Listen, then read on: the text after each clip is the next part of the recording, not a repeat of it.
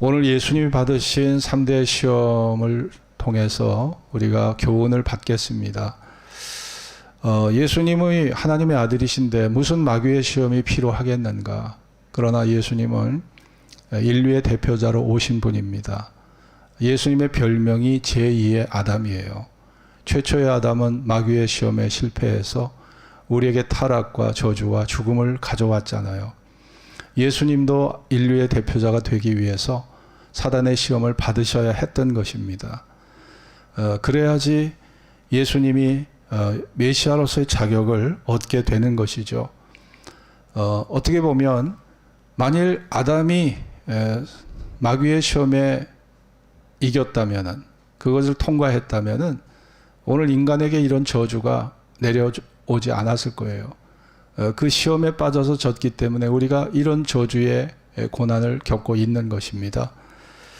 여러분, 오늘 마귀가 요한복음 10장 10절에 보면 도적이 오는 것은 도적질하고 죽이고 멸망시키려는 것뿐이요, 내가 온 것은 양으로 생명을 얻게 하고 더 풍성히 얻게 하려 하는 것이라고 말씀했습니다. 하나님과 마귀의 차이가 뭘까요? 마귀는 인간을 멸망시키려고 다가옵니다. 우리를 죽게 하려고 다가옵니다. 하나님과 멀어지게 하려고 다가옵니다. 그러나 주님은 인간을 살리기 위해서 다가옵니다. 우리에게 구원과 영원한 생명을 주기 위해서 다가오는 거예요. 의도가 달라요. 중심이 달라요. 목표가 다른 것입니다. 에가드라는 사람은 하나님의 진노가 사단의 애무보다 낫다고 그랬습니다. 하나님은 우리를 살리기 위해서 진노하시지만 사단은 우리를 죽이기 위해서 애무한다고 그랬습니다. 여러분, 사단의 애무보다 하나님의 진노가 나은 것입니다. 그것은 바로 우리를 살리기 위한 하나님의 뜻이 있기 때문입니다. 사단이라는 것은 헬라말로 디아볼로스입니다. 이 디아볼로스라고 하는 것은 중상모략자를 뜻합니다. 그리고 살인자, 대적자를 뜻하는 거예요. 히브리 말로 사단은요, 사탄입니다. 우리가 쓰고 있는 이 사단이라는 말은 히브리 말에서 나온 거예요. 히브리 말 원어가 사탄입니다. 바로 하나님 앞에 지음을 받았지만 하나님께 영광을 돌리지 않고 하나님을 뛰어넘어서 하나님을 대적하고 하나님과 더 높아지려고 하다가 사단이 된 거예요. 결국 사단이 된 원인은 바로 교만에 있습니다. 탐욕에 있습니다. 욕심에 있었던 거죠. 우리가 욕심에 사로잡히고 교만에 사로잡히면 그 순간 마귀의 종자가 돼버리는 거예요. 그래서 우리는 늘 교만과 욕심을 정말 조심해야 합니다. 그러지 않으면 우리가 마귀의 시험에 빠지게 되는 것입니다. 여러분, 오늘 예수님이 받으신 첫 번째 시험이 뭘까요? 오늘 3절을 같이 읽겠습니다. 시험하는 자가, 시작. 시험하는 자가 예수께 나와서 가로되 내가 만일 하나님의 아들이거든 명하여 이 돌들이 떡덩이가 되게 하라. 자, 이 돌들이 떡덩이가 되게 하라. 이 떡덩이라는 말은, 떡이라는 말은 헬라 말로 아르토이입니다. 이 아르토이라고 하는 것은 유대인들이 일상의 음식, 유대인들이 먹었던 일상의 음식, 요 접시 모양의 크기의 밀로 만든 빵을 얘기합니다. 그런데 여기는 떡으로 번역을 했어요. 아르토르라고 하는 아르토이라는 말 자체가 떡입니다. 이 떡이 사실은 밀빵이에요. 밀빵을 얘기하는 거죠. 예수님은 40일 동안 금식하신 후에 아주 몹시 굶주리셨어요. 그러니까 예수님은 시장기가 너무 이제 이 몸에서 요구가 되는 거죠. 근데 마귀는요, 찾아와서 너 지금 배고프지? 그 목적을 성취하기 위해서 이 돌들이 떡덩이가 되게 하라. 자, 이 돌들이 떡덩이가 되게 하라. 여러분, 뭐 좀 이상한 게 없습니까? 어떤 이상점이 여기 있을까요? 여러분, 세상에는 하나님의 질서가 있어요. 법칙이라는 게 있습니다. 근데 마귀는요, 자, 그 질서와 법칙을 다 뛰어넘어라. 원칙을 파괴하라는 거예요. 원칙을 파괴하고 비정상적인 방법으로 너의 욕구를 채우라는 거죠. 자, 인간에게 마귀는요, 정말 무질서와 혼란을 심습니다. 예수님에게조차 그런 방식으로 접근을 했어요. 질서와 원칙을 마귀는 좋아하지 않아요. 우리 주변의 질서와 원칙을 좋아하지 않는 사람은요, 언젠가 문제를 일으키게 돼 있습니다. 왜냐? 그 속성이 마귀의 속성이에요. 하나님의 질서를 따르지 않아요. 하나님을 존중하지 않아요. 자기 마음대로 해요. 자기 방식대로 해요. 그러면은 그 원칙과 질서를 따르지 않으면 거기에서 바로 죄가 발생하는 겁니다. 죄라는 말 자체가 히브리 말로 핫타트입니다. 이 핫타트라고 하는 것은 빗나가는 것을 말해요. 이것은 관역에 맞추지 못하는 것을 말합니다. 목표에서 벗어나고 중심에서 벗어나는, 즉 하나님이 세우신 기준, 하나님이 세우신 올바른 길에서 벗어나는 것이 죄의 본질이고, 헬라 말도 이 말이 하마르티아입니다. 하마르티아라는 말도 히브리어를 음역한 말이에요. 같은 의미입니다. 여러분, 죄라는 것은 알고 보면 뭐 이 정도쯤이야 괜찮겠지, 이 정도쯤이야 괜찮겠지 하는 이 적당주의에서 바로 죄가 출발한다는 겁니다. 원칙에서 벗어나서 적당하게 타협을 하고 하나님의 말씀을 자기 임의대로 해석을 할 때, 이것이 바로 죄의 출발점이라는 거예요. 예수님의 답변을 들어보십시오. 4절 같이 읽겠습니다. 예수께서 대답하여 가라사대 기록되었으되 사람이 떡으로만 살 것이 아니요 하나님의 입으로 나오는 모든 말씀으로 살 것이니라 하였느니라. 자, 살 것이라 하였느니라. 떡도 필요하다. 나도 빵도 필요할 알고 있다. 그러나 사람이 떡으로만 빵으로만 사는 게 아니다. 하나님의 입으로 나오는 모든 말씀으로 살 것이라. 자, 여러분 보세요. 예수님의 말씀은요, 원칙에서 벗어나질 않습니다. 아주 예수님은요, 분명한 원칙을 갖고 있어요. 타협이 없어요. 타협이 없어요. 우리에게 타협할 때 문제가 생기는 거거든요. 예수님은 타협 없이 자신의 철칙을 철저하게 지킨 것입니다. 고린도후서 13장 8절에 우리는 진리를 거스려 아무것도 할 수 없고 오직 진리를 위할 뿐이라고 그랬어요. 우리는 진리를 거스려 아무것도 할 수 없다. 오직 진리를 위할 뿐이다. 여러분, 이것이 예수님의 철칙이었습니다. 이것이 예수님의 원칙이었어요. 인간의 죄가 무엇입니까? 진리를 벗어나는 것이 바로 죄입니다. 하나님의 입에서 나오는 말씀에 철두철미하지 못하고 적당하게 듣고 적당하게 해석하고 내 임의대로 재해석하고 말씀을 최고의 권위로 받아들이지 않고 그것을 저 뒷전에다가 말씀을 두고 내 생각과 경험과 욕망을 앞세워 살 때 인간은 하나님의 뜻대로 살아갈 수 없는 타락과 변질이 다가오게 되는 것입니다. 아담과 하와가 그러했어요. 사울 왕이 그러했습니다. 우리도 그렇게 살고 있는 거예요. 아담과 하와에게 하나님은 너는 선악을 알게 하는 나무의 실과를 먹지 말라. 먹으면 정령 죽으리라. 반드시 죽으리라 했지만 아담과 하와는 어떻게 그걸 들었습니까? 아담과 하와는 창세기 3장 2절 3절에 보면 여자가 말하되 동산 나무의 실과를 우리가 먹을 수 있으나 아니 먹지 말라고 했지 먹을 수 있으나 했습니까? 하나님이 먹을 수 없다고 그랬어요. 먹지 말라고 그랬어요. 근데 여기 보면 어떻게 해석을 했어요? 어떻게 이해했어요? 먹을 수 있다. 동산 중앙에 있는 나무의 실과는 하나님 말씀에 너희는 먹지도 말고 만지지도 말라. 너희가 죽을까 하노라. 아니 정령 죽으리라고 했지 죽을까 하노라 이렇게 하지 않았거든요. 죽을까 하노라는 건 뭐예요? 가정입니다. 가정. 죽을 수도 있고 안 죽을 수도 있다는 딱 중간 지점에 있는 거예요. 말씀이. 그러니까 여러분 이 말씀의 왜곡, 말씀의 변경, 진리에서 벗어난 이 생각, 여러분 생각이 빗나간 거, 관역에서 빗나가 버린 거, 목표에서 빗나가 버린 거, 이게 최초의 원죄입니다. 여러분이 타락하는 변질되는 원인을 생각해 보세요. 요 생각의 빗나감, 요 생각의 작은 차이가 그 편차가 우리에게 타락을 가져와요. 무서운 겁니다. 그래서 여러분이 원칙대로 말씀대로 살아가려고, 말씀 안에 살아가려고, 원칙 세운, 내가 진리 안에서 세운 원칙대로 살아가려고 우리가 부단히 애를 써야 돼요. 그러지 않으면 나도 모르게 타락이 오는 거예요. 변질이 오는 것입니다. 우리가 짓는 죄라는 것은 이처럼 하나님 말씀에 충실하지 못할 때, 상황에 따라서 살아갈 때, 자기 욕망을 따라 살아갈 때 인간에게 타락이 오는 것입니다. 그러나 예수님의 태도를 보십시오. 빗나감이 없어요. 타협이 없어요. 상황의 논리에 빠지지 않았습니다.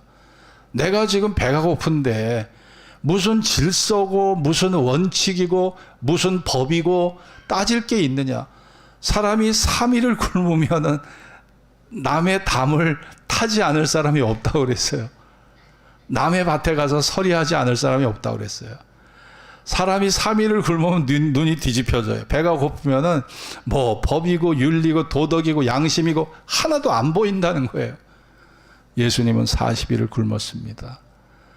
돌덩어리가 떡덩이가 되게 하라. 얼마나 솔깃한 제안입니까? 그러나 하나님의 뜻에 어긋났다고 생각하셨기 때문에 예수님은 그것을 타협하지 않았어요. 그것과 타협하지 않았습니다. 원칙을 지켰습니다. 이것이 예수님이 바로 사단의 시험을 이긴 승리의 비결입니다. 여러분과 제가 사단의 시험을 이기려면 그 승리의 비결은 원칙을 세우고 하나님의 말씀을 내가 기억하고 있는 말씀에 절대 타협하지 말고 그 원칙대로 살아가는 것이 여러분이 죄를 이기는 길이고 시험을 이기는 길이라 믿습니다.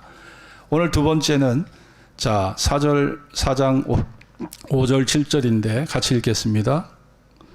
5절 7절 이에 시작. 이에 마귀가 예수를 거룩한 성으로 데려다가 성전 꼭대기에 세우고 가로되 내가 만일 하나님의 아들이어든 뛰어내리라. 기록하였으되 저가 너를 위하여 그 사자들을 명하시리니 저희가 손으로 너를 받들어 발이 돌에 부딪히지 않게 하리로다 하였느니라. 예수께서 이르시되 또 기록되었으되 주 너희 하나님을 시험치 말라 하였느니라. 자, 여기 보면 거룩한 성전에 예수님을 꼭대기에 세우고 내가 만일 하나님의 아들이라면 뛰어내리라는 거예요. 내가 만일 하나님의 아들이라면 뛰어내리라.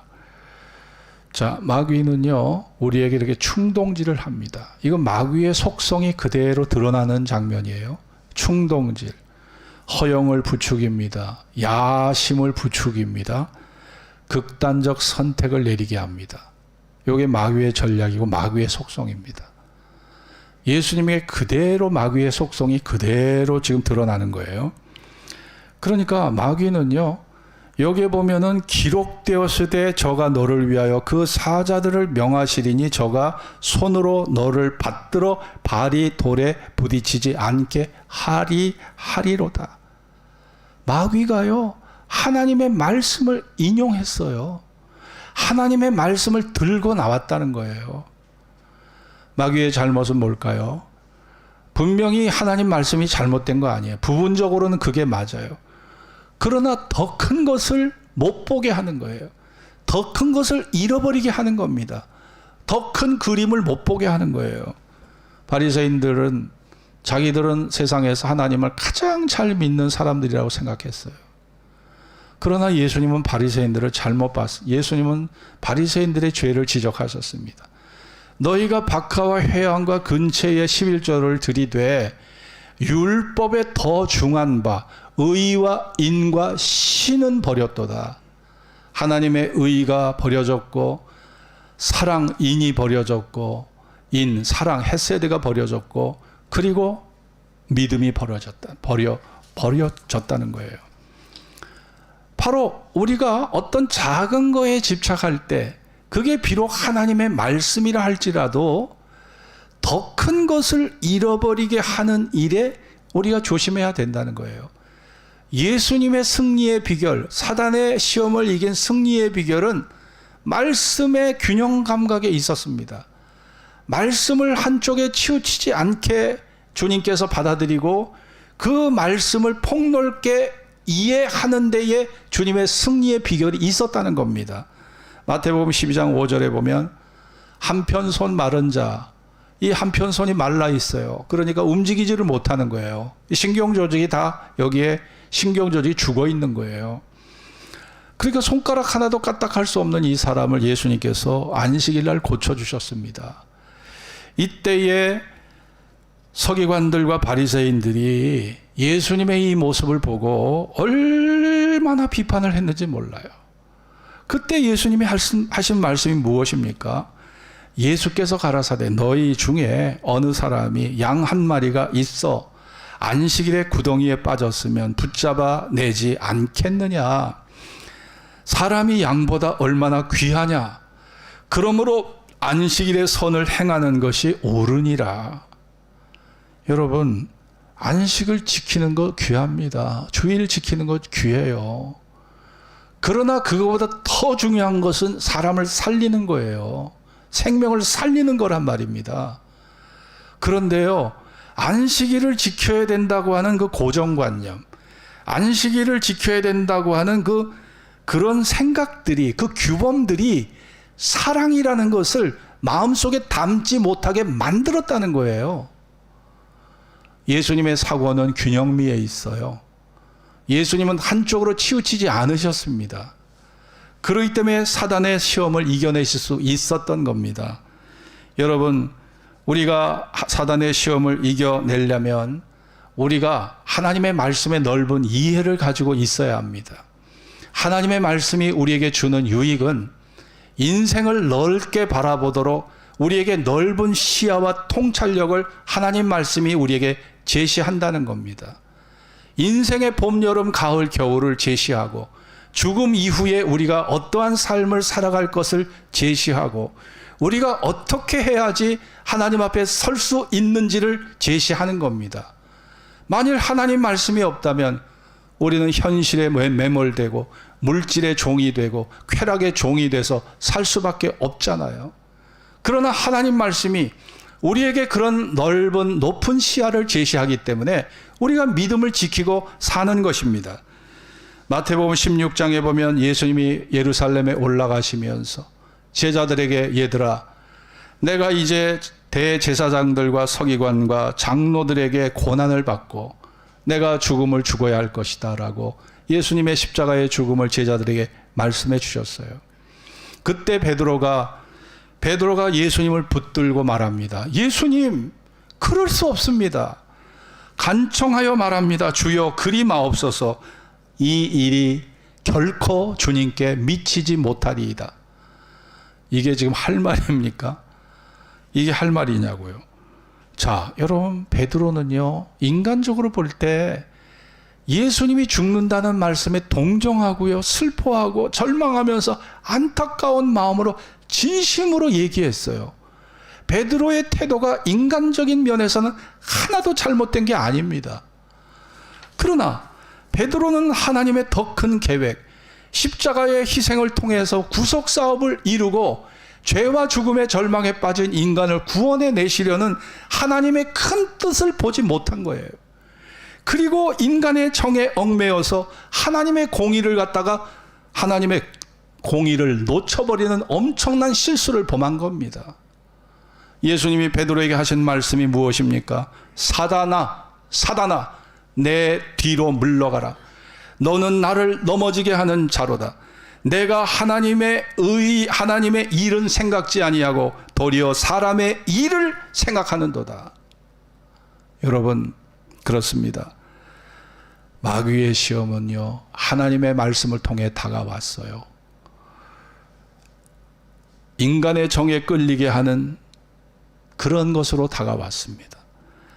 부분적으로 말씀에 집착하게 함으로써 더 큰 뜻을, 더 큰 하나님의 공의를, 더 큰 하나님의 사랑과 구원의 계획을 보지 못하게 하는, 결국 인간의 위기는요, 내 안목과 시야가 좁아지는 거예요. 내 안목과 시야가 좁아져서 좁은 소견으로 판단을 내리고 선택을 하는 것이 인간에게 위기를 가져옵니다. 자살하는 사람들 생각해 보세요.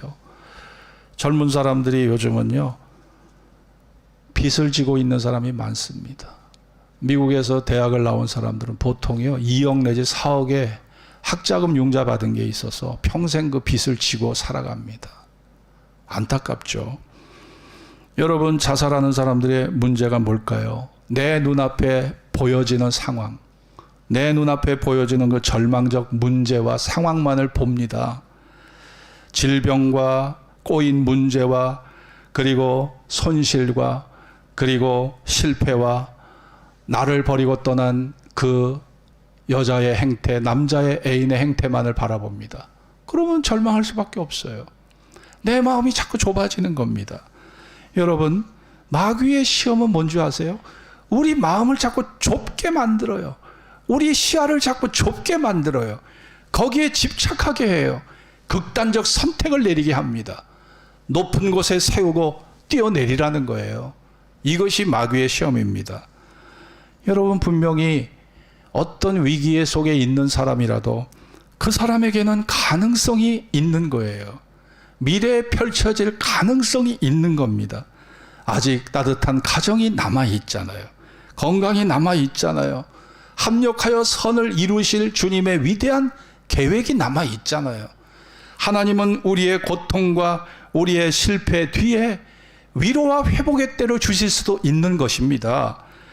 그런데 크게 보지 못하고 멀리 보지 못하면 그 좁은 소견과 안목이 나에게 극단적 선택을 내리게 하는 것입니다. 높은 데서 뛰어내리라는 거예요. 여러분, 오늘 우리가 주님이 어찌 시험을 이기셨습니까? 주님이 시험을 이기신 것은 말씀의 균형미에 있었습니다. 그리고 주님은 결국 충동질하는 마귀에 속지 않으셨어요.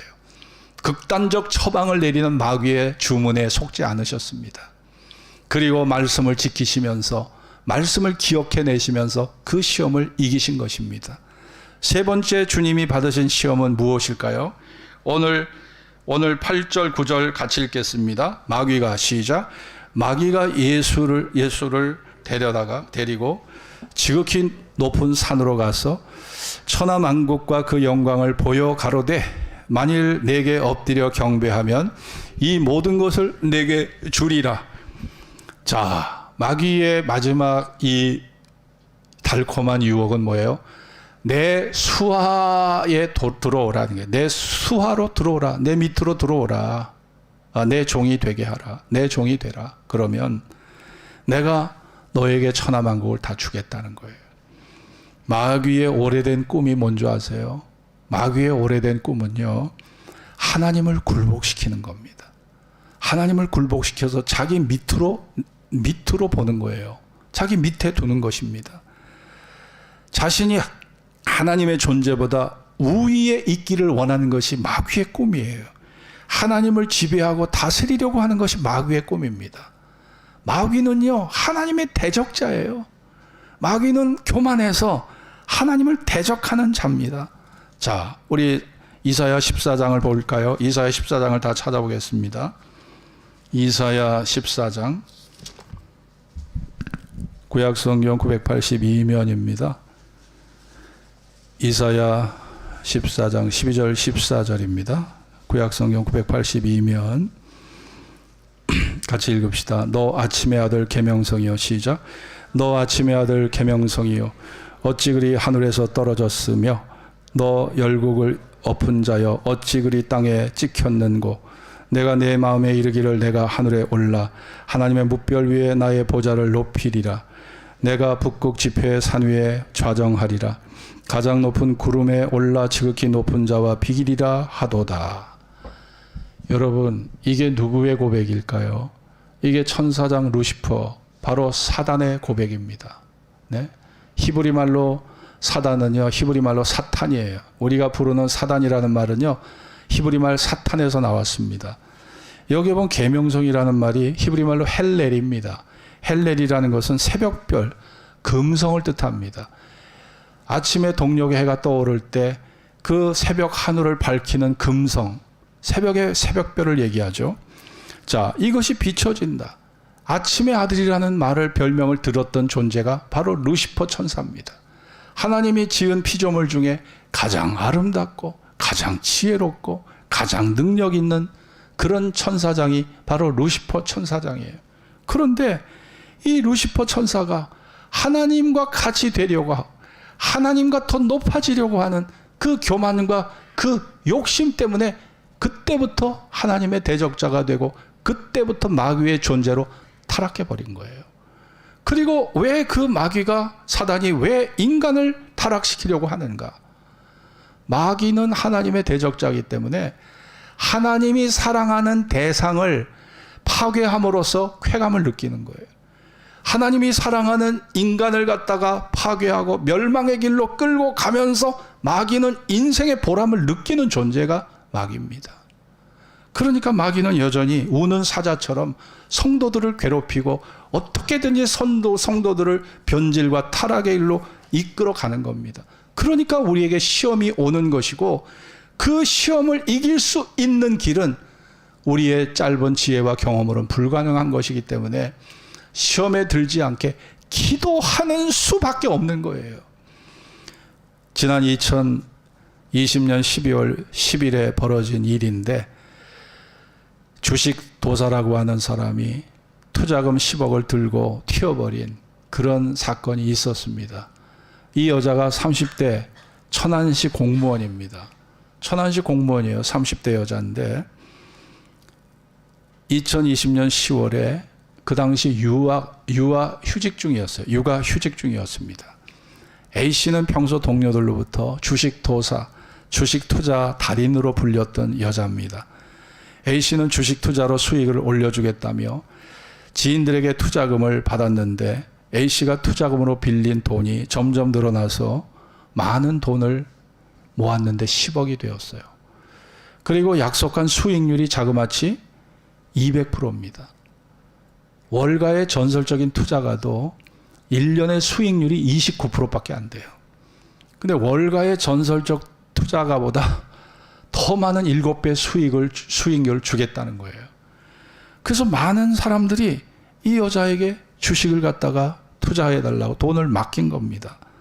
그런데 A씨의 가족들도 A씨가 연락이 안 된다고 바로 경찰에 실종 신고를 했고, 또 투자가들도 피해자가 연락이 안 된다고 고소장을 제출했어요. 그런데 사건 접수 후에 경찰이 A씨의 소재를 파악하기에 나섰는데, 작년 12월 10일 날 전남 구례라고 하는 곳에 어느 주유소 주차장에 한 여자가 차 안에 누워서 죽어버린 거예요. 바로 A씨였습니다. 이 여자는 유서를 썼어요.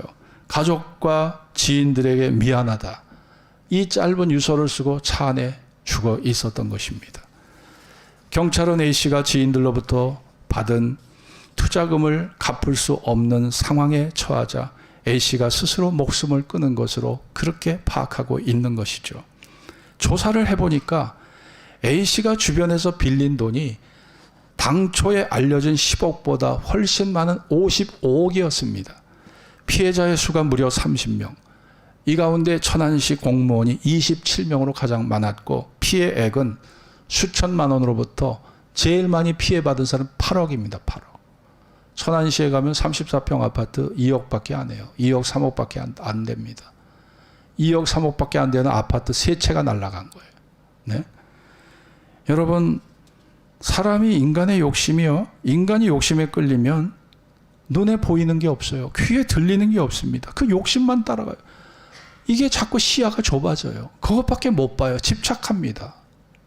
그러다가 파멸이 오고 멸망이 오는 것입니다. 로또에 당첨되는 사람, 수십만 명이 로또를 사도요, 당첨되는 사람은 5명, 10명이에요. 그런데 그 5명, 10명이 다 자랑을 하고 그거를 유튜브에 올리고 막 그러잖아요.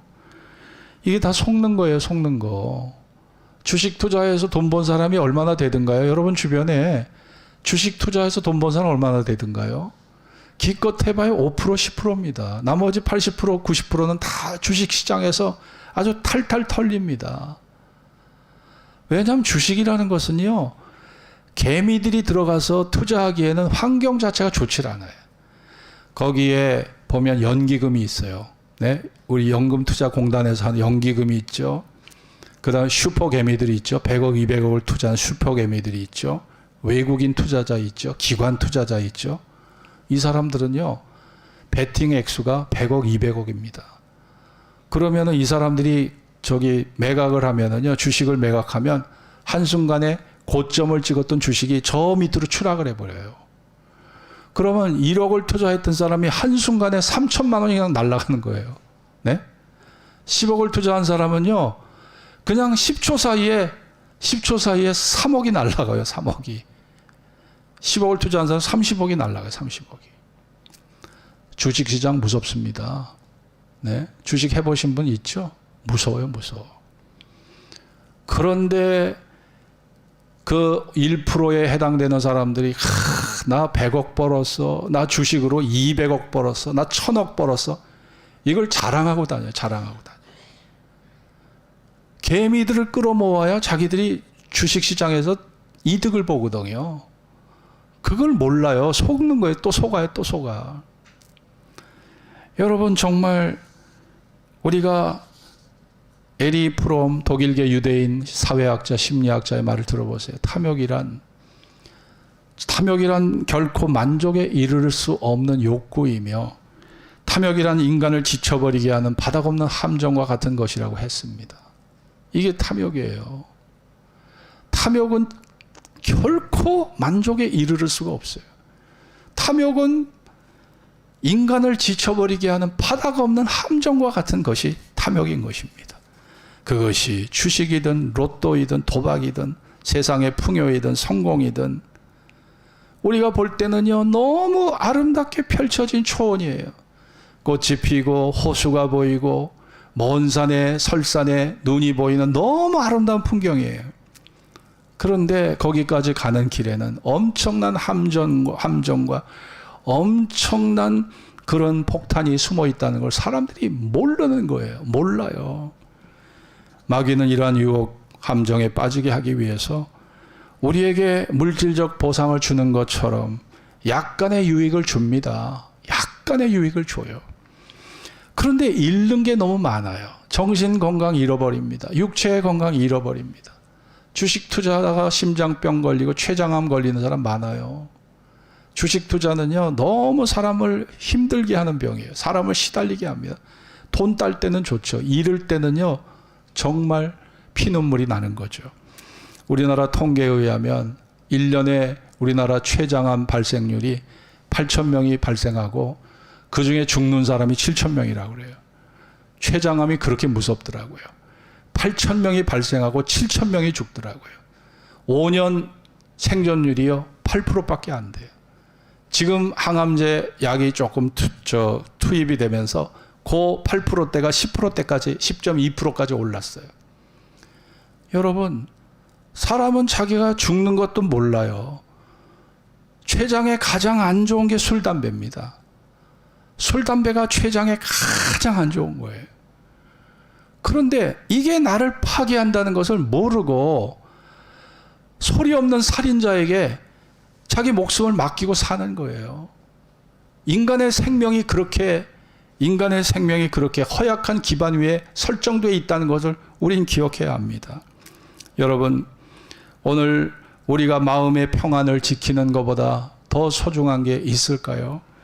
육체적 정신적 건강을 지키는 것보다 더 소중한 게 있을까요? 내 소중한 가정, 내 소중한 자녀들을 지키는 것보다 더 소중한 게 어디 있겠습니까? 가정의 화평과 사랑보다 더 귀한 것이 어디 있겠냐고요. 하나님께 대한 믿음과 소망을 지키고 사는 것 가장 귀한 것임을 우리는 기억해야 합니다. 인간이 죄를 짓는 것은요, 그래서 하나님과 멀어지는 것은 결국은 하나님의 말씀을 내 임의대로 해석하고 말씀의 원칙에서 빗나가서 적당주의 삶을 살 때 나는 타락할 수밖에 없는 거예요. 하나님의 말씀에 큰 그림을 그리지 못하고 내가 작은 것에 매몰되고 작은 깨달음에 매몰되고 하루살이는 걸러내고 약대는 삼켜버리는 더 중요한 것을 무시해버리는 이런 행태가 우리에게 시험을 가져옵니다. 세상의 헛된 야망, 성공, 물질의 풍요, 시간의 자유, 물질에서의 자유를 얻고자 하는 그 욕망을 따라가다 보면 결국 마귀에 쳐놓은 그물에 탁 인간이 걸려버리는 겁니다. 인정사정 없어요. 인정사정 없습니다. 우리는 여기에 경각심을 가지고 살아야 됩니다. 하루하루 시험에 들지 않도록 기도해야 합니다. 내 인생에 살아가야 되는 이 땅에 존재하는 본분이 무엇인가를 기억해야 합니다. 4장 10절 같이 읽겠습니다. 4장 10절 같이 읽읍시다. 시작. 이에 예수께서 말씀하시되 사단아 물러가라. 기록되었으되 주 너희 하나님께 경배하고 다만 그를 섬기라 하였느니라. 주 너희 하나님께 경배하고 다만 그를 섬기라. 다만 그를 섬기라. 내 존재의 목적이 세상 천하만국을 얻는 게 아니라는 거예요. 부귀영화 얻는 게 아니라는 겁니다. 세상의 성공과 인기를 얻는 것이 내 존재의 목적이 아니라는 것입니다. 내가 나에게 절하면 천하만국을 내게 주리라. 여러분, 우리의 목적이 거기에 있지 않다는 거예요. 우리의 목적은 하나님께 영광 돌리기 위해서, 예배하기 위해서, 그분에게 찬양 드리기 위해서 내가 존재하고 그분을 섬기기 위해서 내가 존재한다는 겁니다. 예수님은 그 말씀의 원칙에서 벗어나지 않으셨어요. 여러분, 그렇습니다. 우리의 상황이 수없이 바뀌고 인생의 시험은 여전히 우리에게 몰려옵니다. 파도처럼 몰려와요. 여러분이 지난 한 주간도 얼마나 복잡하셨나요? 얼마나 두뇌가 뽀개질 듯 여러분 아프셨나요? 여러분 가슴이 얼마나 답답하셨나요? 세상의 삶이 그런 것입니다. 세상의 삶이 정말 온갖 시험의 바닷속에 살다가 온갖 지뢰밭에서 헤매다가 돌아오는 것이 인생이거든요. 하나님 안에서만이 참된 평안과 안식과 참된 축복이 있는 것입니다. 하나님의 징벌이 사단의 애무보다 더 귀하다는 것을 아셔야 합니다. 말씀의 원칙을 지키고 사는 자가 마침내 복을 받고 마침내 구원에 이르게 될 것입니다. 오늘도 우리는 주님께서 어찌 시험을 이기셨는지 그 시험을 이긴 비결을 바라보면서 나도 인생 모든 삶 속에서 사단의 시험을 하나님의 은혜로 물리치고 사단의 늪에 쳐놓은 함정에 빠지지 않고 꿋꿋하게 우리의 인생을 아름답게 슬기롭게 살아가는 저와 여러분이 될 수 있길 주의 이름으로 축원합니다. 기도하겠습니다. 오늘 주신 말씀을 기억하면서 정말 주님은 사단의 시험을 이기셨습니다. 예수님이 사단의 시험에서 예수님이 실패하셨다면 그는 메시아의 자격을 잃어버렸고 그 역시 죄인이 되었을 겁니다. 그러나 그분은 승리하셨습니다. 그분의 승리의 비결은 다른 게 아니에요. 말씀의 원칙에서 벗어나지 않은 것입니다. 말씀의 원칙에서 벗어나지 않고 진리의 뜻대로 살아간 것입니다. 하나님의 말씀을 임의대로 해석하지 않으셨습니다. 상황의 논리에 빠지지 않으셨습니다. 말씀의 원칙을 따라 살으셨습니다. 부분적인 말씀에 치우치지 않고 큰 그림을 그리며 살으셨습니다. 그리고 그는 결코 욕망의 포로가 되지 않으셨습니다. 그 모든 사단의, 그러기 때문에 사단이 쳐놓은 그물에 주님은 빠지지 않으셨습니다. 오늘 우리가 시험에 드는 것은 뭘까요? 돈을 사랑하고 욕망에 따라 살았기 때문에 시험에 드는 거예요. 그 욕심을 절제하지 못하면 시험에 들게 돼 있는 것입니다.